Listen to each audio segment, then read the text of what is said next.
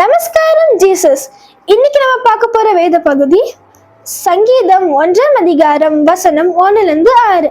துன்மார்க்கரின் வழியோ நீதிமானின் வழியோ, துன்மார்க்கருடைய ஆலோசனையில் நடவாமலும் பாவிகளுடைய வழியில் இல்லாமலும் பரியாசக்காரர் உட்காரும் இடத்தில் உட்காராமலும் கர்த்தருடைய வேதத்தில் பிரியமாயிருந்து இரவும் பகலும் அவருடைய வேதத்தில் தியானமாயிருக்கிற மனுஷன் பாக்கியவன். அவன் நீர்க்கார்களில் ஓடமாய் நடப்பட்டு தன் காலத்தில் தன் கனியை தந்து இளைய உதிரார் இருக்கிற மரத்தை போல் இருப்பான். அவன் செய்வதெல்லாம் வாய்க்கும். துன்மார்க்கரோ அப்படி இராமல் காற்று பறக்கடிக்கும் பதரை போல் இருப்பான்.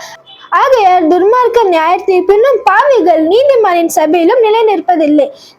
கர்த்தர் நீதிமானின் வழியை அறிந்திருக்கிறார், துன்மார்க்கரின் வழியோ அலையும். டியர் ஃப்ரெண்ட்ஸ், இந்த வேத பகுதியிலே நம்ம பார்த்தோம், நீதிமானோட வழியும் பார்த்தோம், துன்மார்க்கருடைய வழியும் பார்த்தோம். நாம இப்ப எப்படி இருக்கிறோம்?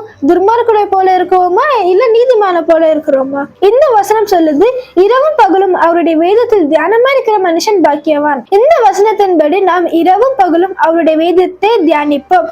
தேங்க்யூ அண்ட் நமஸ்காரம் ஜீசஸ்.